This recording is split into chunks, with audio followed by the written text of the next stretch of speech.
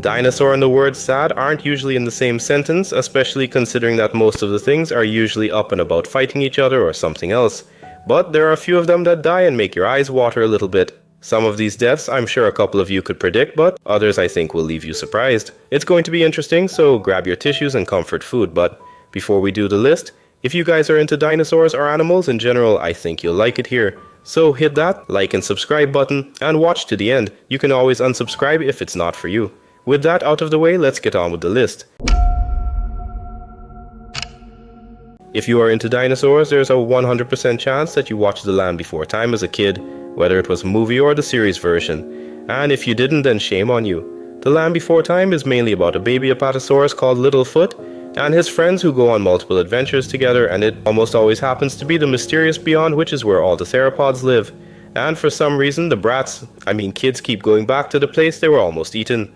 Littlefoot and his friends currently live in the Great Valley, which is a herbivore's paradise basically, and is sealed off from the mysterious beyond, but they didn't always live there.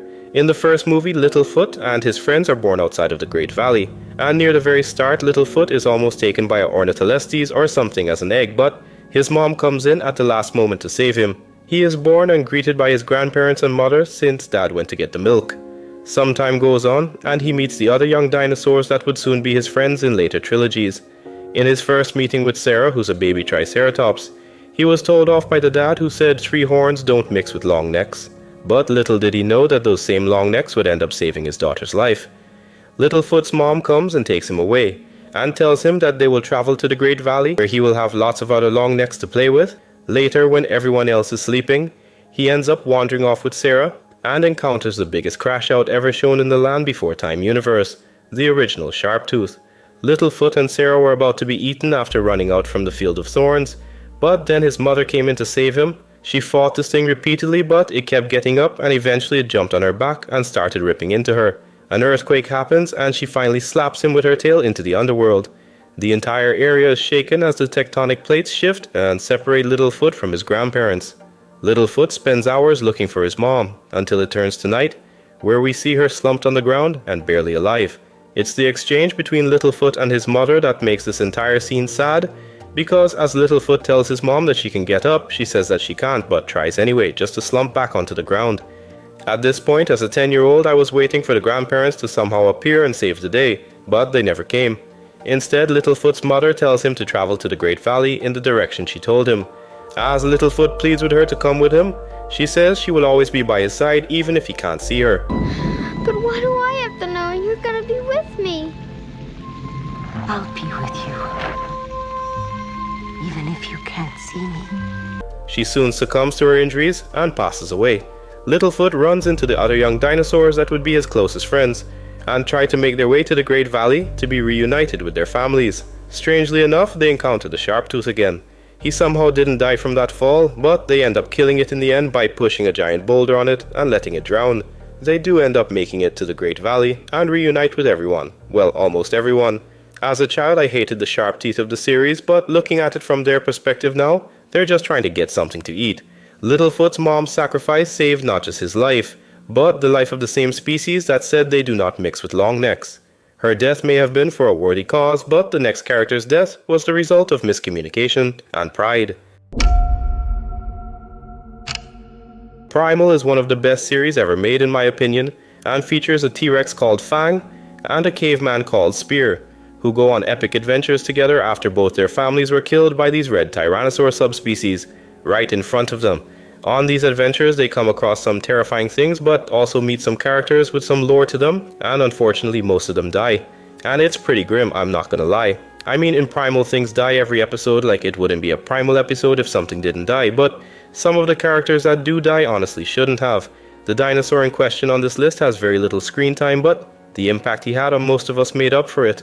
So after Spear and Fang are separated at sea, they both wash up on shore on the same island, but on completely different parts, and they both assume the other is dead. Fang is sad that her friend was gone, but she did have to move on and started wandering the island's forest, where we first get a look at Red, which is Fang's species I guess.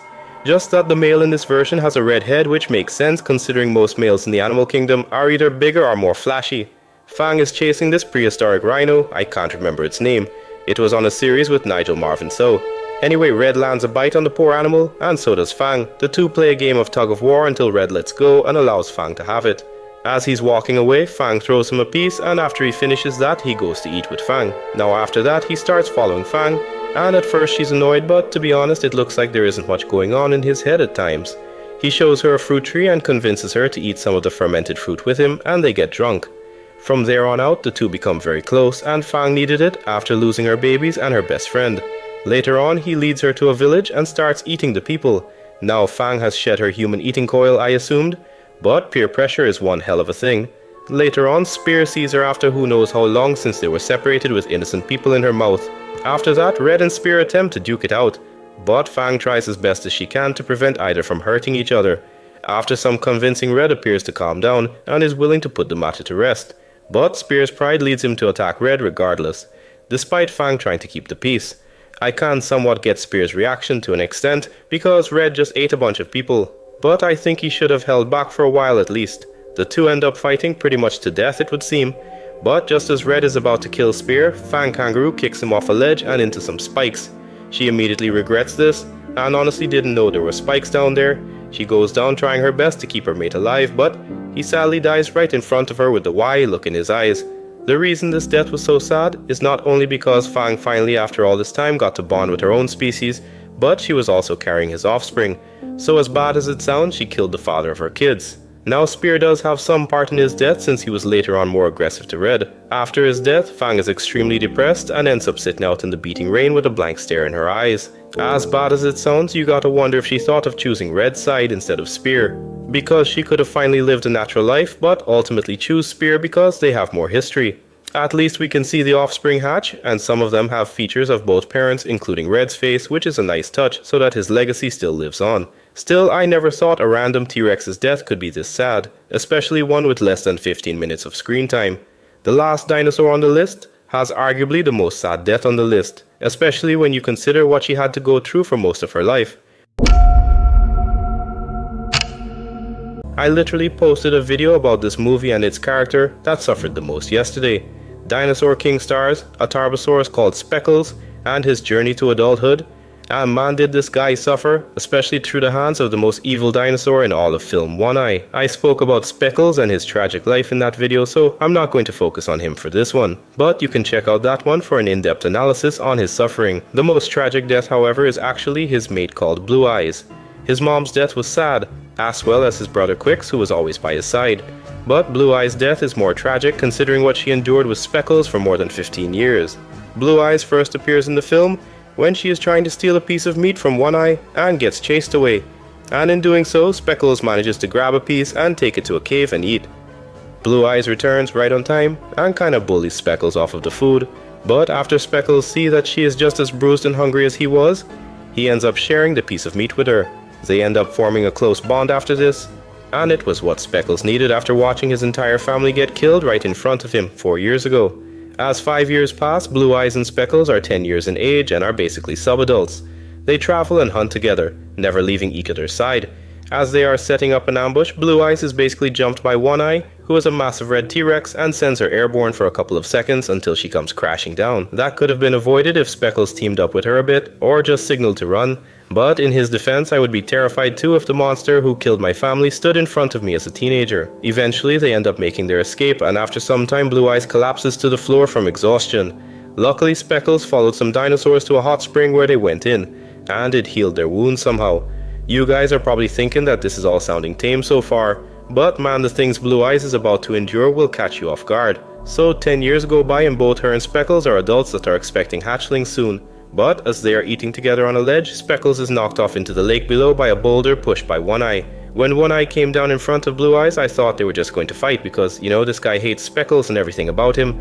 But it's actually much darker. One Eye had actually come to mate with Blue Eyes by force, and the more Blue Eyes resisted, the more violent he got. It got to the point where he just launched her to the floor out of frustration. Before he could commit the act that would scar my childhood, Speckles returns to the ledge and tries to fight One Eye, but at first ends up getting overpowered. Even in her weakened state, Blue Eyes tries to help Speckles by biting One Eye's tail, but this just pisses him off even more and he slams her to the floor and causes her to go unconscious. After seeing this, Speckles grows a pair and finally fights One Eye seriously and wins. I mean, could you only imagine what that experience must have been like for her? Being forced to put out or get beat up. For a brief period in the future, however, things are peaceful as they return to Speckles' home territory and their 3 hatchlings come into the world. All was going fine until a volcano erupted and forced the entire family to run through a tunnel for safety. Unfortunately, this leads to the immediate death of one of the hatchlings. And to prevent another hatchling from dying, Blue Eyes pushes it out of the way of a massive rock to save him, but ends up breaking her leg. She is forced to limp towards the exit before the cave collapses and she makes it, but later on collapses from exhaustion while they were walking. Speckles tried to nudge her to get up because there was a swarm of raptors that were killing any weakened dinosaur, and they were heading towards Blue Eyes. Speckles tried his best to fight them off to protect Blue Eyes, but eventually she just gave him to take the children and go look. She finally succumbed to her injuries and died on the spot, with Speckles then being forced to run with his remaining hatchlings to save them. As he looks back, we can see the velociraptors start to surround Blue Eyes' corpse, as she is then eaten in front of the family. I'm not going to say her entire life was filled with suffering, but I will say that a good chunk was. Like Speckles, she was emaciated and bruised as a juvenile, and later on she was beaten up twice by the same dinosaur that tried to sexually assault her, and then she limped for some miles after having her bones broken, where she finally died and ended up being velociraptor food. I don't know about you, but Mufasa's death has nothing on hers in my opinion. So that's gonna be it for this video. Let me know if there were any dinosaurs that have had a more tragic death than the ones I've listed. My strongest dinosaurs in media videos have been taking off lately, and I have the Lord and you guys to thank for that. So if you have any other suggestions for me, let me know in the comments, and I will put it in a poll. Don't forget to like and subscribe. I'll see you in the next video.